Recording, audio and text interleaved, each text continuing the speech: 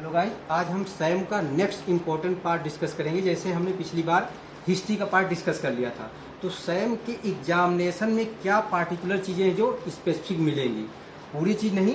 तो जैसे कि एग्जामिनेशन में जनरल एग्जामिनेशन होता है और सिस्टमिक एग्जामिनेशन होता है। तो जनरल एग्जामिनेशन में जो एंथ्रोपोमेट्री, जैसे मैंने बताया था हिस्ट्री में तुम्हारा डाइटरी हिस्ट्री बहुत इंपॉर्टेंट हो जाता है सैम के केस में, वैसे हमने बताया था एक क्राइटेरिया था mid upper arm circumference less than 11 centimetre, ये मिल सकता है। दूसरा weight for height less than -3 standard deviation, ये मिल सकता है एंथ्रोपोमेट्री में। बाकी आपको एंथ्रोपोमेट्री पूरी करनी है वो हम जनरल एग्जामिनेशन एंथ्रोपोमेट्री में बताएंगे क्या क्या देखते हैं, कैसे देखते हैं, ठीक है। दूसरा इंपॉर्टेंट पार्ट होता है हेड टू टो एग्जामिनेशन। तो इसमें हम सबसे ऊपर से स्टार्ट करते हैं। सबसे पहले हेयर, जो सैम के बच्चे में हेयर होगा वो क्या होगा, लस्चरलेस होगा, लस्चरलेस, चमक नहीं होगा, ठीक है। ब्राउन होगा, ब्राउन होगा, ठीक है। स्पार्स होगा, कम होंगे, ठीक है। और अगर क्वेश्चन है तो क्या मिल सकता है, फ्लैग साइन, बताए थे ना क्वेश्चन में फ्लैग साइन, उसका कारण भी बताए थे फ्लैग साइन क्यों मिलता है, ठीक है। तो ये हेयर में। दूसरा इंपॉर्टेंट चीज स्कल में, स्कल में क्योंकि सैम के जो पेशेंट होते हैं वो क्या होता है, उनकी फीडिंग सही नहीं होती, न्यूट्रिशन सही नहीं होता, तो माइक्रो न्यूट्रिएंट डिफिशियंसी बहुत ज़्यादा कॉमन है। और हमारे पास हमारे पीडिया से रिलेटेड दो इंपॉर्टेंट चीज़ है, विटामिन डी और विटामिन सी, दोनों के स्कल फीचर, स्केलेटल फीचर बहुत कॉमन है, बहुत इंपॉर्टेंट है, ठीक है। तो इसमें क्या होगा, जैसे आपने मैरो में पढ़ा होगा 10 इंपॉर्टेंट पॉइंट होते हैं विटामिन डी डिफिशियंसी के, तो इसमें micro nutrient vitamin D deficiency के साइन बहुत कॉमनली मिल सकते हैं, ठीक है। स्कल में जो कॉमनली मिलेंगे विटामिन डी, जैसे ऊपर से एक था क्रेनियो टाइप्स, मतलब पिन पॉन स्कल, ऐसे लगेगा जैसे रबड़ की बाल हो एकदम, ठीक है, इस तरह होगा। दूसरा चीज होता है जो तुम्हारा मिलता है फ्रंटल बॉसिंग, फ्रंटल होगा खुला हुआ होगा, ठीक है, वही वो बोन वीकनेस होगी। जो इंटीरियर फ्रंटल हो वाइड ओपन होगा, ठीक है, वाइड ओपन होगा। जो सूचर होंगे यूजुअली क्या क्लोज होते हैं, ये वाइड ओपन होते हैं। एंटीरियर फ्रंटल वाइड ओपन होंगे, जितने भी सूचर होंगे सूचर डिलेट क्लोजर होंगे, वाइड ओपन होंगे। तो स्कल के कितने हो गए, एक craniotabes, suture, anterior frontal, frontal bossing, और जो जब देखोगे आप टीथ देखोगे तो टीथ में इनेमल हाइपोप्लेजिया होगा। तो 5 पॉइंट आपके फेस और स्कल से हो गए विटामिन डी डिफिशियंसी के रिकेट्स के। उसके बाद नीचे आते हैं 3 पॉइंट चेस्ट में होते हैं। चेस्ट में एक है स्टर्नम, स्टर्नम में मिलता है पेक्टस कैरिनेटम, पेक्टस कैरिनेटम, पेक्टस एक्सकेवेटम एक होता है। ये क्या होता है, जब हम रेसिपी एग्जामिनेशन बताएंगे तो वहाँ बताएंगे अच्छे से, ठीक है। दूसरा एक होता है हरिसन सल्कस, हरिसन सल्कस, ये रिप्स में डिप्रेशन मिलते हैं, उसको बोलते हैं हरिसन सल्कस, विटामिन डी। एक होता है राइकेट्रिक रोजरी, जो कास्ट्रोकांडल जंक्शन होता है वहाँ पे उभार होते हैं नीडल शेप, वहाँ पे राइकेट्रिक रोजरी और स्कारब्यूटिक रोजरी में डिफरेंस बताएंगे, कौन पेनफुल होता है, कौन पेनफुल नहीं होता है, ठीक है, कौन पॉइंटेड होता है, नुकीला होता है, वो सारी चीज़ हम डिस्कस करेंगे वहाँ पे। तो 3 पॉइंट यहाँ कितने, 8 पॉइंट हो। एक होता देखेंगे आप जो रिकेट्स के बच्चे हो, यहाँ पे रिस्ट और एंकल जॉइंट में इडिमा होगा, एंकल जॉइंट और रिस्ट जॉइंट में क्या होगा, इडिमा होगा, इडिमाइटस होगा, ठीक है। और एक अगर बच्चा 1 साल से ऊपर होगा तो बोइंग आप ले, हड्डी कमजोर है तो जैसे चले सीधा नहीं चल के वो ऐसे हो जाएगा, झुक जाएगा ना, ऐसे ऐसे चलेगा। तो एक पूछा जाता है which of the following clinical feature of rickets is found after 1 year, या ओनली, भाई 1 साल के पहले जब बच्चा चलेगा नहीं तो ये बोइंग आप देख पाओगे, देख तभी पाओगे जब चलेगा। तो ये वाले इसे थोड़ा आगे पूछ लेते हैं। अब कॉन्सेप्ट है तो सब कुछ आसान है। एक क्वेश्चन आया था कौन सा ऐसा क्लिनिकल फीचर है जो 1 साल के बाद ही मिलेगा, तो जब चलेगा तभी मिलेगा ना, रहता पहले से कमजोर लेकिन चलता नहीं तो दिखता नहीं, तो बोइंग आप मिलेगा, ठीक है। तो स्कल से एक्चुअली ये सैम में मिलेगा, लेकिन मिलेगा क्यों, क्योंकि micronutrient vitamin D deficiency common होता है। फेस में क्या होगा, हमने 2 तरीके के फेस बताए थे, एक बताया था मून शेप, एक बताया था मंकी शेप। मंकी किसमें था, मरेस्मस में, मरेस्मस में मंकी। मून शेप किसमें था, क्वासियोरकर, ठीक है। अब इसमें से कौन सा होगा उसके अनुसार मिल सकता है। अब ये तुम जानोगे, किसी को दिखा तो उसकी तरफ सोचोगे, ठीक है।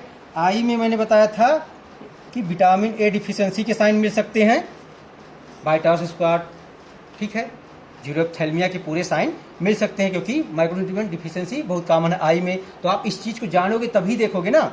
उसके बाद माउथ में माउथ में तुम्हें विटामिन डिफिशियंसी की जैसे मल्टीपल बी कॉम्प्लेक्स डिफिशियंसी, तो एक चीज़ हो एंगुलर स्टोमेटाइटिस, जो एंगल ऑफ माउथ है यहाँ पे क्या इन्फ्लामेशन हो। एक होता है स्टोमेटाइटिस, एक होता है एंगुलर स्टोमेटाइटिस, ठीक है।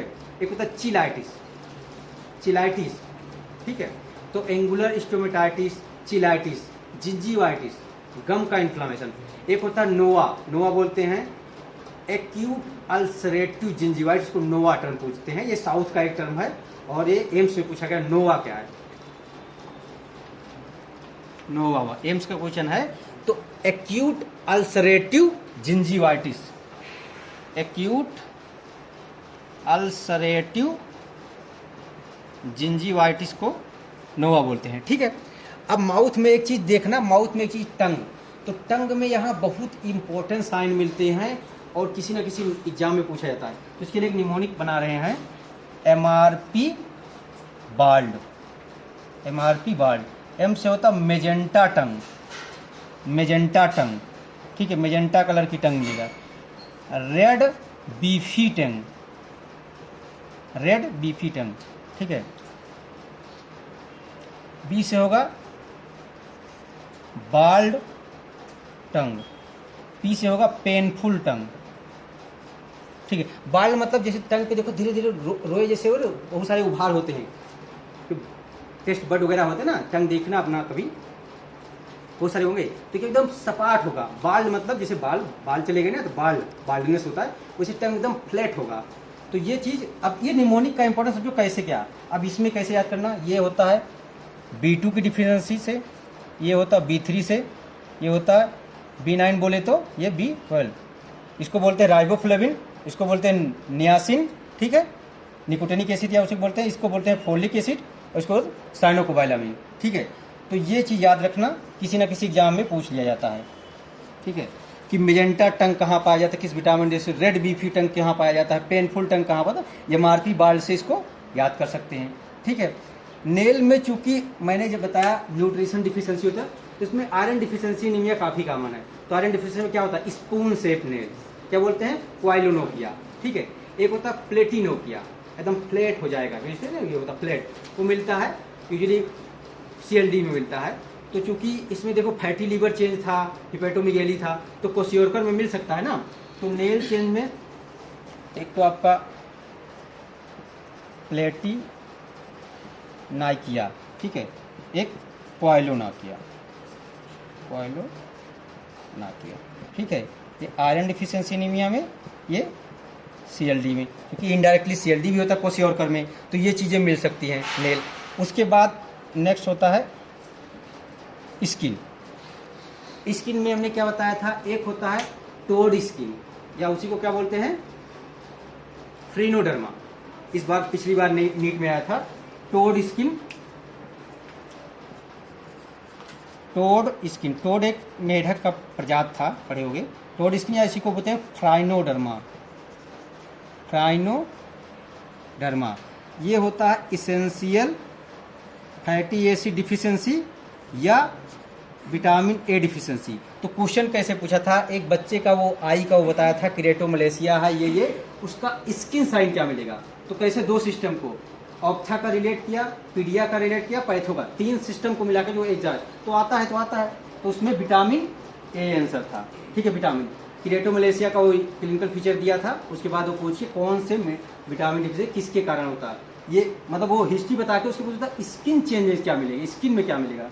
तो टोड स्किन या फ्राइनोडर्मा इस चीज़ के लिए रहेगा, तो हम देखेंगे उसको पता रहेगा, तो ठीक है। स्किन में, और स्किन में एक क्या बताए थे, फ्लैकी पैन डर्मेटोसिस, किसमें, क्वाशियोरकर में, फ्लैकी पैंट पेंट जो होता है डर्मेटोसिस, ठीक है। क्या होता है, जेट ब्लैक, एकदम जेट ब्लैक। अभी हमारे पास इसमें मोबाइल में एक फोटो है, लास्ट में दिखाएंगे, टिपिकल क्वाशियोरकर का केस है, ठीक है, वो भी दिखाएंगे, ठीक है। जैसे ITS का एक वीडियो बनाया था वैसे इस पर एक केस है, उसको भी लास्ट में दिखाएंगे। एकदम जेट ब्लैक स्किन वो मिलेगा, ठीक है, उसमें हाइपर पिगमेंटेशन, वही जो मतलब फ्री रेडिकल इंजरी वगैरह वो सबसे कारण था। तो हेड टू टो एग्जामिनेशन में उसके बाद आपको एक जो रहेगा हेड टू टो एग्जामिनेशन में स्केलेटल सिस्टम, स्केलेटल सिस्टम, क्योंकि स्केलेटल सिस्टम भी पढ़ोगे जब विटामिन डी और विटामिन सी के स्केलेटल साइन बहुत होते हैं, ठीक है।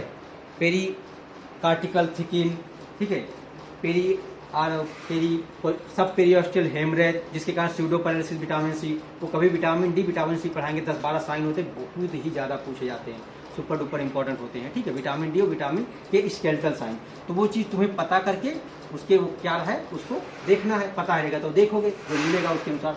तो ये तो आपको हेड टू टो एग्जामिनेशन में मिल सकते हैं, ठीक है।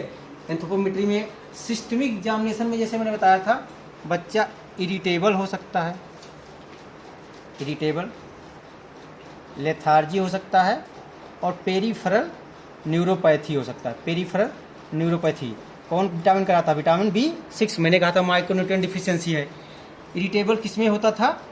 क्वेशियोरकर, जहाँ डिफरेंस मैंने बताया था क्वेशियोरकर वाले में, तो क्वेशियोरकर में क्या होगा? ठीक, इरिटेबल होगा। लिथार्जी किस में होगा?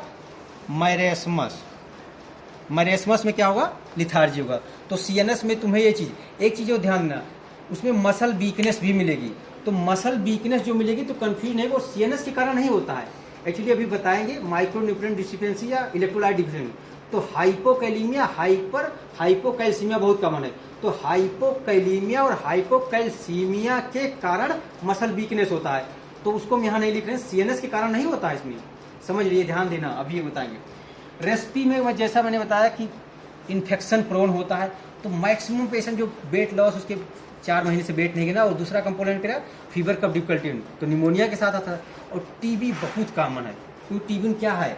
टीबी नॉर्मल इंसान को टीबी नहीं होगा जब तक कोई ना इम्यूनोकम्प्रोमाइज हो, और टीबी इसलिए HIV में टीबी बहुत कम है, या कोई स्टेरॉइड ले रहा है लंबे समय, जितने भी इम्यूनोकम्प्रोमाइज टीबी बैक्टीरिया तो यहाँ पे अपने इंडिया में हर जगह है, हर जगह है, एवरीवेयर, ओमनीपोटेंट टीबी, जहाँ तुम्हारी इम्यूनिटी कमजोर हुई तहाँ वो तुमको इन्फेक्ट कर देगा।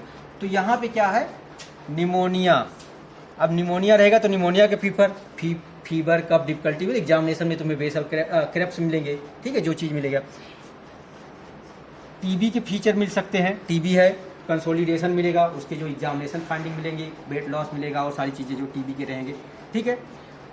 इसके अलावा ओटाइटिस मीडिया बहुत कॉमन होता है, और तुम्हें क्वेशियोरकर में क्या होता है? इडिमा होता है, हाइपोवोलेमिया हो तो क्या होगा? फ्लूइड भरेगा, अगर लंग्स में फ्लूइड क्या होगा? प्लूरल इफ्यूजन कॉमन है। तो अब ये चीज़ जानना है कि उसको प्लूरल इफ्यूजन के साइन मिल गएंगे, तो कन्फ्यूज न रहे, तो उसका केस है, रेसिपी का केस है, सही में मिल सकते हैं, लॉजिक है सबका, कहाँ से कैसे बता रहे हो। इडिमा फ्लूइड हर जगह, सारे कैविटी फ्लूइड, जैसे एसाइटिस हुआ वैसे कार्डियक के अराउंड फ्लूइड होगा तो क्या हो जाएगा? पेरिकार्डियल इफ्यूजन, लंग्स के अराउंड होगा तो प्लूरल इफ्यूजन हो जाएगा। तो इस तरह ये सब कॉमन है। अब CBS में क्या होगा?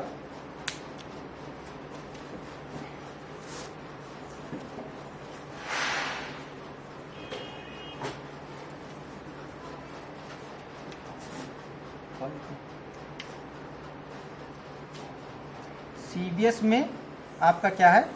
एक तो कार्डियोमिगैली, कार्डियोमिगैली विथ CHF है, CHF किसमें मिलेगा?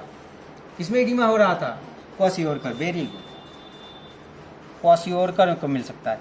मैंने कहा इसमें मिनरल डिफिशियंसी, माइक्रोन्यूट्रिएंट डिफिशियंसी, तो एक डिजीज होता है केसान डिजीज, कौन बताएगा क्या होता है केसान डिजीज? कौन बताएगा? चॉकलेट वाला क्वेश्चन है, Keshan disease, which mineral deficiency? Cameraman, इसमें क्या होता है?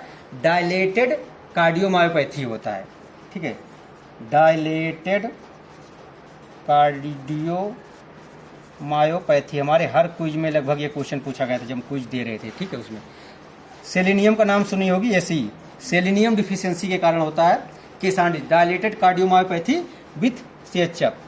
तो CHF with cardiomegaly kwashiorkor disease, Keshan disease, dilated cardiomyopathy with CHF, तो क्या होगा? सेलेनियम डिफिशियंसी, और इसमें कॉमन होता है सेलेनियम डिफिशियंसी में, ठीक है। इसके अलावा पेरिकार्डियल इफ्यूजन मिल सकता है, क्वेशियोरकर में पेरिकार्डियल इफ्यूजन मिल सकता है, और अगर पेरिकार्डियल इफ्यूजन मिलेगा तो हार्ट साउंड इतना अच्छा आएगी, तो क्या इसके लिए? Muffled heart sound, heart sound slow होगी, तो उसको बोलते हैं, टर्म बोलते हैं मफल्ड, मफल्ड हार्ट साउंड मिलेगा, ठीक है, मफल्ड हार्ट साउंड। तुम्हारा CNS रेसिपी CBS में क्या करें? अब एब्डोमेन में आते हैं। एब्डोमेन में क्या मिल सकता है? एसाइटिस मिलेगा, ascites with hepatomegaly disease kwashiorkor. Very good, तुम लोग तो जीनियस हो। दूसरा क्या हो सकता है? Abdominal distension. एब्डोमिनल डिस्टेंशन क्या होगा? मैंने बताया था हाइपोकैल्सीमिया। कैल्शियम क्या होता है? मसल टोन को बनाने के लिए बहुत इंपॉर्टेंट। तो ये क्या होगा? Hypocalcaemia, decrease calcium. अगर कैल्शियम हाइपोकैल्सीमिया के कारण क्या होगा? Abdominal distension. और दूसरा एक dilated bowel. Dilated bowel loop की बात हो रही है, यहाँ एब्डोमिनल डिस्टेंशन, इसीलिए इसमें बोलते पॉट बेली कॉमन होता है। इसको बोलते क्या बोलते हैं? पॉट बेली। हालांकि पॉट बेली उसके कारण भी हो सकता है, विटामिन डी डिफिशियंसी के कारण भी, ठीक है, वो भी माइक्रोन्यूट्रिएंट डिफिशियंसी होता है, और इसके कारण भी इसको ऐसे जो सैम बच्चों का पेट ऐसे वो रहेगा, ठीक है, उसको बोलते हैं पॉट बेली। तो एब्डोमिनल हाइपोकैल्सीमिया। जो डायलेटेड बावेल होते हैं, डायलेटेड बावेल, ठीक है, उसके कारण भी मोटिलिटी कम हो जाएगी। ये किसके कारण होता है? हाइपोकैलीमिया। ध्यान देना, हाइपोकैलीमिया, ये कैल्शियम की कमी से। डायलेटेड बावल जो होते हैं वो कैल्शियम की, पोटेशियम की कमी से, और जो एब्डोमिनल जो कैल्शियम की कमी से, दोनों मिल के मतलब करा देते हैं प्रोपेलर। क्योंकि अंदर भी अगर मोटिलिटी नहीं होगा सही से, डायलेट हो जाएगा, बाउल डायलेट में मोटिलिटी नहीं, स्टैटिक हो, तो वहाँ भी तो अंदर इकट्ठा होगा, और बाहर से भेगा तो उसका पेट फूला फूला लगता है, ठीक है, नॉर्मल बच्चों से एकदम पेट फूला फूला, ठीक है। तो ये तुम्हारा सैम से रिलेटेड एक basic head to toe examination, अगर तुम्हें पता है ये चीजें ढूंढना है पेशेंट में, ठीक है। बाकी जब पेशेंट में क्या क्या मिलेगा वो हम डिस्कस करेंगे।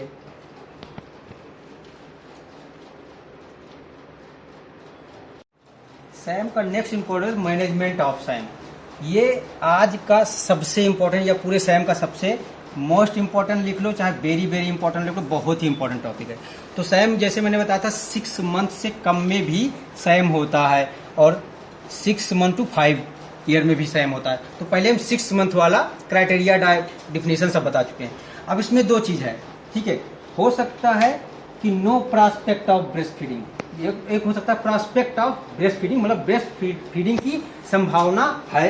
दूसरा चीज no prospect of breast feeding, breast feeding की संभावना, मान लो बच्चा काफी दिन से बीमार था, कुछ किसी कारण दूध नहीं पी रहा था, लेकिन मदर 1 महीने के अंदर की बात है, मदर में हम ऐसा कुछ करेंगे, उसको स्टिमुलेट करेंगे, ब्रेस्ट मसाज होता है, बैक मसाज होता है, बहुत सारी चीजें होता है, खान न्यूट्रिशन उसका इंप्रूव करेंगे, स्ट्रेस दूर करेंगे, जिससे उसको ब्रेस्ट मिल्क होने लगे। उसके बाद हम उसको ब्रेस्ट मिल्क पे रख के वो चीज़ करेंगे, क्योंकि 6 महीने पहले एक्सक्लूसिव ब्रेस्ट फीडिंग कराते हैं। और नो प्रॉस्पेक्ट, मान लो मदर एक्सपायर हो गई है, अब उसमें तो कुछ नहीं कर सकते, ठीक है, मदर एक्सपायर हो गई, या मदर क्रिटिकली इल है, टर्मिनल स्टेज ऑफ कैंसर है, ठीक है, एडमिटेड है, 1-2 महीने की मेहमान है, ठीक है, ऐसे कोई टर्मिनल इल है या कोई ऐसी कंडीशन जहाँ पे प्रॉस्पेक्ट ऑफ ब्रेस्ट फीडिंग नहीं है, नो प्रॉस्पेक्ट ऑफ। जब प्रॉस्पेक्ट ऑफ ब्रेस्ट फीडिंग है, वहां पे एक बहुत इंपॉर्टेंट टर्म है, SST बोलते हैं, supplementary sucking technique. Supplementary sucking technique, ठीक है। ये होता क्या है, जैसे सैम का बच्चा क्या है, कमजोर है, ठीक, कमजोर है, तो क्या वो डायरेक्ट ब्रेस्ट फीड कर पाएगा? नहीं पाएगा। और मान लो 1 महीने से वो ब्रेस्ट फीड करना है, तो मदर को मिल्क भी नहीं हो रहा होगा। तो ये एक ऐसा सप्लीमेंट्री क्यों? क्योंकि उसको बच्चे को मिल्क भी मिलेगा, और ब्रेस्ट सप्लीमेंट्री सकिंग टेक्निक, वो सक करेगा। होता क्या है, जैसे मदर का ब्रेस्ट है, यहाँ पे उससे 10 इंच या 25 सेंटीमीटर के नीचे यहाँ पे एक कटोरी रख देंगे, ठीक है, एक कटोरी रखेंगे, और एक यहाँ RT होगा, राइस ट्यूब का एक पार्ट, इसमें कटोरी में दूध भरा होगा, ठीक है, दूध भरा होगा, राइस ट्यूब का एक पार्ट इसमें होगा, एक पार्ट जो होगा ब्रेस्ट के निप्पल के राउंड ऐसे उड़ेगा, समझ रहे हो, ये चीज़ निप्पल के राउंड ऐसे होगा। तो क्या करेगा, जैसे यहाँ पे जब बच्चा शक करेगा तो इसके कटोरी से दूध उसको जाएगा मुंह में। एक चीज़ जान लो, ह्यूमन से बड़ा स्वार्थी इंसान कोई है नहीं, सेल्फिश। अगर बच्चा ऐसे कर दोगी मदर को, क्योंकि 1 महीने दूध नहीं पिला रही, 1.5 महीने, 1 महीने 15 दिन से, तो उसको दूध हो ही नहीं रहा, 4 बार, एक तो कमजोर है, 4 बार खींचेगा, कुछ मिलेगा नहीं उसको, तो खींचेगा नहीं, खींचेगा ना। ह्यूमन से बड़ा स्वार्थी नहीं, इसीलिए कहते हैं शुरुआत में उसको अगर कोई दिक्कत है तब भी मतलब उसको निप्पल बोतल की दूध की आदत नहीं लगाना चाहिए, क्योंकि एक बार वो 10 दिन 5 दिन पी लिया ना, तो फिर मेहनत करेगा, फ्री में खाना मिल जाए, किसी को फ्री मिले तो काम करेगा, नहीं करेगा। तो बच्चा तो पैदा हो, उसको तो और नहीं दुनिया का आइडिया है, तो इसीलिए कभी भी बॉटल, जैसा कि हम डिस्कस कर रहे थे, सप्लीमेंट्री सकिंग टेक्निक हो गया था हमारा। दूसरा जो no prospect of breast feeding में क्या हो, ह्यूमन डोनर मिल्क देते हैं उसमें, ठीक है, मिल्क बैंक से वहाँ लेके उसको करेंगे। अब मान लो किसी, जैसे बहुत सारे जगह ह्यूमन डोनर मिल्क भी अवेलेबल नहीं है, तो उस कंडीशन में क्या करना पड़ेगा हमें, यहाँ पे हम F75 यानी स्टार्टर फीड से स्टार्ट करते हैं, उसके बाद फिर हम कैचअप में जाते हैं F100 में, ठीक है। और ट्रीटमेंट ऑफ मेडिकल कॉम्प्लिकेशन, पहली प्रायोरिटी हमारा ह्यूमन डोनर मिल्क रहेगा। अगर ह्यूमन डोनर मिल्क नहीं मिला तो हम स्टार्टर डाइट, ठीक है, उसके बाद कैचअप डाइट F100, और साथ में ट्रीट करेंगे मेडिकल कॉम्प्लिकेशन का इस बच्चे का, ठीक है। तो सैम का मैंने लेस देन 6 मंथ है। अब चीज़ है, अब डिस्चार्ज क्राइटेरिया बहुत पूछा है, डिस्चार्ज क्राइटेरिया क्या है। अगर कोई बच्चा है वेट गेन कर रहा है, डेली वेट गेन कर रहा है लगातार 5 कॉन्जिक्यूटिव डेज वेट गेन कर रहा है 5 कॉन्जिक्यूटिव डेज तक, ठीक है, ब्रेस्ट फीडिंग पे, और नो मेडिकल कॉम्प्लिकेशन, तो दो क्राइटेरिया है डिस्चार्ज के। एक तो लगातार 5 दिन तक वेट गेन करे, ठीक है, लगातार 5 दिन तक वेट गेन करे और ब्रेस्ट फीडिंग पे, ठीक है, और कोई मेडिकल कॉम्प्लिकेशन ना हो, जैसे हाइपोग्लाइसीमिया, हाइपोथर्मिया, डिहाइड्रेशन, तो कुछ ना हो, तो ये डिस्चार्ज हम कर देंगे, ठीक है। ये डिस्चार्ज का क्राइटेरिया है। तो हमारा सैम का management less than 6 month complete हुआ, ठीक है।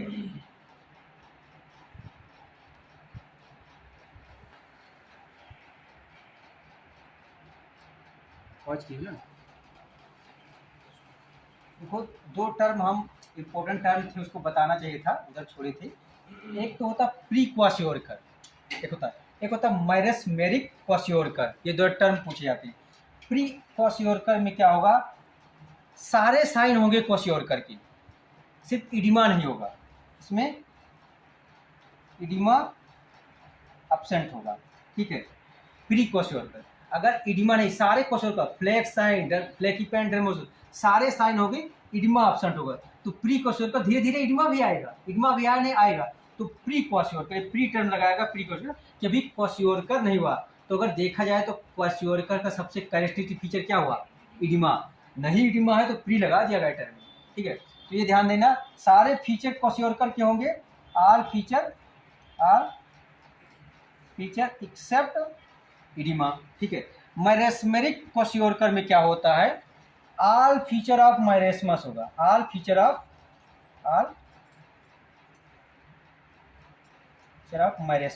मैरेस्मस के सारे फीचर होंगे, प्लस इसमें सुपर इम्पोज इडिमा आ जाएगा, सुपर इम्पोज इडिमा, और इडिमा आ गया तो क्वाशियोरकर तो आना है। तो पहले मैरेस्मस था, सब कुछ मैरेस्मस के फीचर है, सारे मैरेस्मस के फीचर हैं, और उसमें सुपर इम्पोज इडिमा आ गया। तो अगर कोई अच्छा बच्चा है जिसमें मैरेस्मस के सारे फीचर हैं, उसमें सुपर इम्पोज इडिमा आ गया, तो उसको बोल देंगे मैरेस्मिक क्वाशियोरकर। पहले क्या था, जो इसीलिए क्वाशियोरकर मैरेस्मस नहीं बोल रहे, मैरेस्मेरिक क्वाशियोरकर, पहले मैरेस्मस था, उसके बाद क्वाशियोरकर का। तो यहाँ से भी देखो इडिमा आ गया क्वाशियोरकर, तो क्वाशियोरकर के लिए सबसे ज़्यादा जरूरी क्या है, इडिमा, ठीक है, इडिमा बहुत जरूरी है। अब देखो ये हो गया। अब देखो जो 6 मंथ टू 5 ईयर में सैम मैनेजमेंट, ये बहुत बहुत इंपॉर्टेंट है। इसके लिए 10 स्टेप होते हैं, 10 स्टेप। इसको 2 फेज में करते हैं, एक होता है स्टेबलाइजेशन फेज, एक होता है रिहेबिलिटेशन फेज। स्टेबलाइजेशन फेज में जो कॉम्प्लिकेशन है उसको हम वो करते हैं, स्टेबल करने के बाद फिर फीडिंग वगैरह और सारी चीज़ें मैनेज करते हैं, वो रिहेबिलिटेशन फेज। उसके बाद होता है फॉलोअप फेज, ठीक है। तो स्टेबलाइजेशन फेज, रिहेबिलिटेशन, उसके बाद फॉलोअप हम करते हैं। जब बच्चा डिस्चार्ज होता है उसके मतलब पहले अभी बताएंगे कैसे फॉलोअप करते हैं पूरा चीज़ें। तो क्या होते हैं 10 स्टेप, 3 ये हो गए, 2 ये हो गए, 2 ये हो गए, 3 ये, कितने हो गए, 10 हो गए। HHD, ठीक है, 3 स्टेप ये हो गए। उसके बाद आई स्क्वायर, ठीक है, से यसी से PCM, HHD आई स्क्वायर से PCM। इसको क्यों बनाए हैं ये भी बताएंगे कल, ठीक है। अभी हम इसको कोशिश करेंगे ज़्यादा ज़्यादा पढ़ाने का, ठीक है। तो इसका एक होगा हाइपोग्लाइसीमिया, दूसरा है H है हाइपोथर्मिया, तीसरा H है डिहाइड्रेशन, ठीक है। आई से एक है इन्फेक्शन कंट्रोल, इन्फेक्शन कंट्रोल। एक आई से है initiation of refeeding, initiation of refeeding या फीडिंग। एस से एक है sensory stimulation, sensory stimulation. E से है electrolyte correction, electrolyte correction, E से, ठीक है। पी से है prepare for follow up discharge and follow up, prepare for discharge and follow up. C से है कैच अप डाइट, मतलब कैसे F100 स्टार्ट करना। एम से है माइक्रो न्यूट्रिएंट रिप्लेसमेंट, जो डिफिशियंसी है उसको रिप्लेस करेंगे, ठीक है। तो पहले ये 10 स्टेप याद करोगे कैसे, HHD आई स्क्वायर से PCM, ये निमोनिक याद रखेंगे। उसमें होता क्या क्या कोई आप केस प्रेजेंट कर रहे हैं और आपका नहीं कुछ भी बता पा रहे तो कहते हैं सैम का 10 स्टेप ही बता दो। तो ये पास, जैसे तुम सीनस का केस हो तो कुछ भी नहीं बता तो प्लांटर रिफ्लेक्स करके दिखा दो उसके कंपोनेंट, ये मिनिमम क्राइटेरिया होता है। एब्डामन का केस है तो कभी कोई कहता है हिपैटोस्प्लेनोमेगाली की कागज बता दो, मतलब तुम्हें अंतिम मौका दिया जाता है पास होने का, ठीक है। तो कोई ये नहीं छोड़ सकता, ठीक है। तो आपको हर कोशिश किया जाता है, आप ये सब भी नहीं बता पाए।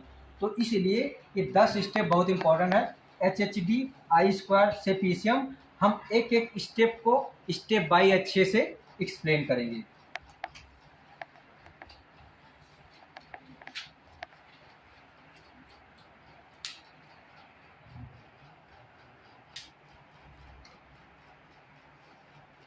हाइपोग्लाइसीमिया बहुत ही इंपॉर्टेंट टर्म है।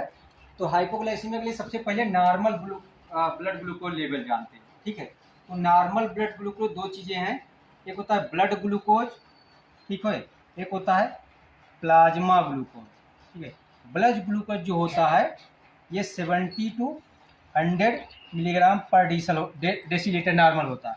अगर यही प्लाज्मा होगा तो 10 बढ़ जाएगा, 80 से 110 मिलीग्राम पर DL होता है। अब एक चीज़ यहाँ जानो, जो हम ग्लूकोज स्टिप पे यहाँ से करके करते हैं, ये क्या मेजर करता है, ब्लड ग्लूकोज। स्टिप मेथड जो होता है वो ब्लड ग्लूकोज को मेजर करता है। जो हम सैंपल उसमें टेस्ट ट्यूब में सैंपल उसमें में भेजते हैं, वो प्लाज्मा जो लैब में भेजते हैं वो प्लाज्मा ग्लूकोज होता है।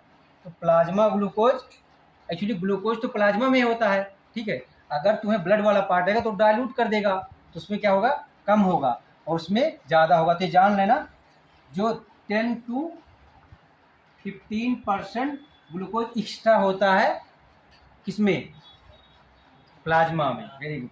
तो अब इसका जैसे 100 का 10% कितना हो जाएगा, 10 हो जाएगा। 100 में 10 जोड़ोगे तो 110 हो गया, वही चीज़ है ना। तो 10 to 15% एक्स्ट्रा होता है। तो ये चीज़ जानो, ग्लूकोज स्टिप जो होता है उसकी जो स्टिप जो ग्लूकोमीटर होता है, ग्लूकोमीटर है, बहुत बेसिक नॉलेज है। ग्लूकोमीटर की जो रीडिंग होती है वो क्या होता है, 20 से 600 होता है, ठीक है। ये नॉर्मल वैल्यू रीडिंग होता है। लेस देन 20 मोर देन 600 होगा तो इसको दिखाएगा हाई, ये दिखाता है लो। आधे लोग को क्लियर नहीं होता है कि ये क्या लो कब बोलते हैं।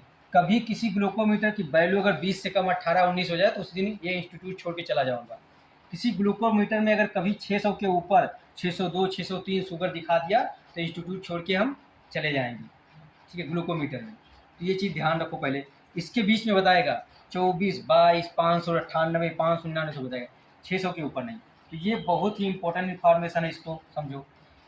अब देखो नॉर्मल वैल्यू मैंने बताया, ठीक है, 70 से 100। अब कोई बताएगा हाइपोग्लाइसीमिया का डिफिनीशन, आप बताएंगे नाम, एकता राव। सर नॉर्मली जब ब्लड ग्लूकोज 60 से अराउंड कम हो जाता है, 60, ठीक है, आप बताओ 60 के अराउंड क्या होता है, 60 से कम। 60 से आप आप हो गई तो बीजेपी बताएंगे। सही, सर 60 मतलब बहुत पक्की दोस्ती है तुम लोग की। ठीक।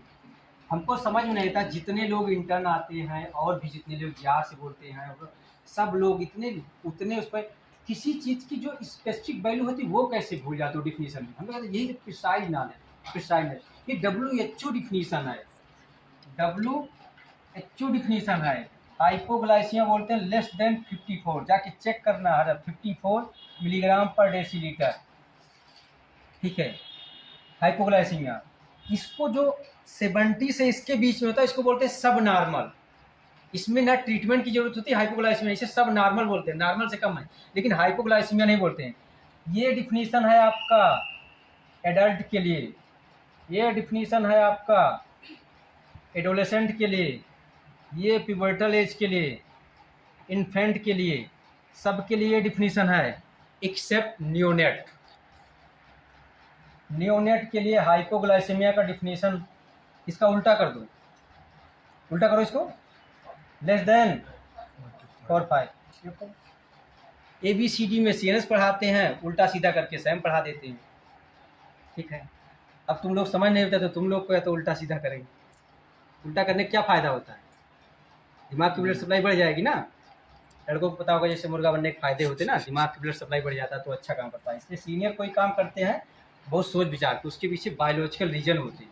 ठीक है, तो अब बनना है। अब ये मत पूछना कि लड़कियों को छिपकली बना देते, वहाँ कौन सा कॉन्सेप्ट, वहाँ तो कमी होता है। ठीक है, तो बनाते नहीं, लेडी हो तो बात अलग है। कहाँ बनाया जाता है, लड़कों को छिपकली बनाया जाता है, नहीं बनाया जाता ना। लड़कों को मुर्गा बनाते हैं क्योंकि उसके फायदे हैं ना, इसीलिए लड़कियों को बनाना छोड़ दिए, कोई फायदे हैं नहीं। हर चीज़ मेडिकल फील्ड में अच्छी है। तो याद रखिएगा WHO डिफिनेशन लेस देन 54, उल्टा किए नियोनेट में लेस देन 45। अब हाइपर ग्लाइसीमिया का कोई डिफिनेशन बताएं।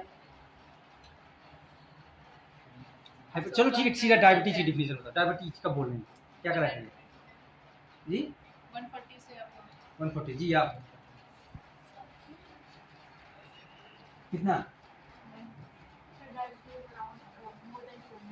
अराउंड मोर देन क्या होता है? 200 से ज़्यादा, 200 है तो बात आ गई ना। तो फिर मोर देन 149, 127, 140। कोई और कुछ बोलना चाहेगा डायबिटीज के लिए? ठीक है, पहली बात डायबिटीज ऐसे नहीं, डायबिटीज के लिए 3 चीज़ें होने चाहिए। ठीक है, पोलीयूरिया, पोलीडिप्सिया, पोलीफेजिया। 3 भी एक कार्डिनल फीचर होते हैं, प्लस 3 चीज, रैंडम ब्लड शुगर। आपने किसी का RBS किया 200 और मोर देन, ध्यान से पढ़ना, 200 और अगर 200 भी है तो जो किसी ने बोला था यही गड़बड़ी करते, 200 और मोर देन 200। ठीक है, या किसी ने बोल रहा था वो होता फास्टिंग होता है, फास्टिंग ग्लूकोज इक्वल टू और मोर देन 126 मिलीग्राम पर डेसीलीटर। ठीक है, 2 आवर्स या उसी को बोलते हैं post prandial equal to more than 200। खाना खिलाए बढ़िया, चाँप के खाए, उसके बाद 2 घंटे बाद RBS किए, 200 या 200 से ज़्यादा है। तीसरा 1, 2, 3। चौथा डिफिनीशन है कि अगर किसी का HbA1c 6.5 या उससे ज़्यादा हो गया। ठीक है, HbA1c जो होता है ना 6.5 या उससे ज़्यादा हो गया। अब पूछते हैं नॉर्मल HbA1c क्या होता है, फिर से उल्टा करो, उल्टा सीधा कर देते हैं। 5.6 से लेस देन 5.6 नॉर्मल होता है। यहाँ पे ध्यान देना, लेस देन मैंने लिखा है, वहाँ इक्वल टू मोर देन। तो इम्पेयर्ड ग्लूकोज टॉलरेंस कितना होगा 5.6 से, क्योंकि ये इससे लेस देन है 6.4। अगर किसी का HbA1c तो क्या बोलते हैं इसको, इम्पेयर्ड ग्लूकोज टॉलरेंस टेस्ट बोलते हैं। क्या बोलेंगे, इम्पेयर्ड ग्लूकोज। इसका उल्टा ये हुआ, उल्टा सीधा हमें पूरा सैम खत्म हो जाता है, पता नहीं क्या पढ़ते हैं। ठीक है, ये 4 डिफिनीशन होता है, ये 3 कार्डिनल फीचर होते हैं, पॉलीफेजिया, पॉलीडिप्सिया, पॉलीयूरिया। ठीक है, उसके साथ अच्छा स्क्रीनिंग टेस्ट क्या होगा इसका, स्क्रीनिंग टेस्ट जी, रैंडम बोलिए आप, जल्दी बोलिए आप, रैंडम। वेरी गुड, ये शायद बताए हैं तभी तुम लोग बता रहे हो। रैंडम ब्लड शुगर तुम लोग करा, रैंडम ब्लड शुगर आप किसी का कराया, बहुत लोग बोलते हैं HbA1c, किसका कराते हो, जब ये तुम्हें ये सब आता है, किसी का रैंडम बोले 200 ऊपर, तब कंफर्म करने के लिए ये सब कराते हो, ठीक है। पोस्ट प्रेंडियल कराओगे, 2 घंटा खाना खाने के बाद बुलाओगे, फास्टिंग करोगे, कल तुम मतलब 11 बजे के बाद खाना, 10-11 बजे के बाद खाना मत खाना, सुबह की जांच करेंगे, ठीक है। कम से कम 8 घंटे की फास्टिंग होना चाहिए मिनिमम, 8 से 12 घंटा होता है, मिनिमम 8 घंटे की फास्टिंग होनी चाहिए। ये भी इंपॉर्टेंट वर्ड है कि कितनी देर की फास्टिंग होना चाहिए, ये सब क्वेश्चन है, ठीक है। तो पढ़ना बहुत जरूरी, ये सब है। तो ये है screening test, screening test for diabetes. ये सब कन्फर्म, कौन सा ऐसा है जो 3 महीने का वो बताएगा, 3 महीने से बढ़ा हुआ, तो सबसे ज़्यादा ये चीज़ सबसे इंपॉर्टेंट ये चीज़ है, इससे एकदम कन्फर्म हो जाता है। तो ये चीज़ बहुत ही इंपॉर्टेंट है, इस चीज़ को समझो, ठीक है। ये तुम्हारा है। अब देखो, अब यहाँ पे मैंने बता दिया इम्पेयर ग्लूकोज, अब इसके यहाँ पे देखो जो 2 आवर होगा, ये जो कौन 140 बोलो, 140 से 199 ये होता है impaired glucose tolerance test. Random के लिए भी यही होगा, अगर 140 से 199, ठीक है, तो यहाँ पे भी होगा इम्पेयर्ड ग्लूकोज टॉलरेंस टेस्ट। अब देखो दूसरा चीज़ है, फास्टिंग के लिए इम्पेयर्ड ग्लूकोज टॉलरेंस टेस्ट क्या है, इम्पेयर्ड का बोलेंगे, अगर 100 से 125 है तो क्या बोलेंगे इम्पेयर्ड, और 100 के अंदर है फास्टिंग तो फिर नॉर्मल है, ठीक है। तो 3 एक नॉर्मल वैल्यू, इम्पेयर्ड क्या है, इम्पेयर्ड का बार बार क्वेश्चन पूछा जाए, दे देगा वैल्यू 6.3 है, क्या है, डायबिटीज है, नॉर्मल है, ये चीज़ें, ये सब छोटी छोटी चीज़ें हैं, बहुत चीज़ें ना, इसलिए बार बार कहते हैं ये जो ये वाला बहुत बड़ा चीज़ जो इक्वल टू मोर देन, यहाँ लेस देन लिखा, ये एक एक जो इक्वल, यही सब क्वेश्चन पूछते, यही सब अलग करते हैं। कहते हैं ना कि चोट या ठोकरे हमेशा पत्थरों से लगते, पहाड़ों से नहीं, पहाड़ तो इतना बड़ा दिखेगा, इतनी बड़ी बड़ी आंखें हैं तुम्हारे, ठीक है, देख जाओगे बना बचो, लेकिन छोटा सा जा रहे हो ऊपर देख के चलते हो, स्पेशली लड़के, तो फिर लग जाएगा, ठीक है। ध्यान देना है सब चीज़, ठोकरें किससे लगती हैं, छोटी छोटी गलतियों का ध्यान देना, ये सब चीज़ें देखो, सब इतने लोग हो उसके बाद उटपटांग बता रहे हो, डायबिटीज इतनी कॉमन चीज़ है, ठीक है, समझो इस चीज़ को, इसीलिए बोल कहते हैं प्रिसाइजनेस, यही चीज़ हम यही चीज़ को बहुत पकड़ते हैं, पढ़ने का क्या तुम्हें जानना है, किस चीज़ में प्रिसाइज नहीं, ये वैल्यू लेस देन 54 फिक्स है, अब आप इसकी में गलती नहीं करते, 60 ये कन्फ्यूजन है तो फिर ये सही नहीं चीज़ है, समझ रहे हो। और चीज़ों में कन्फ्यूजन चलो ठीक है,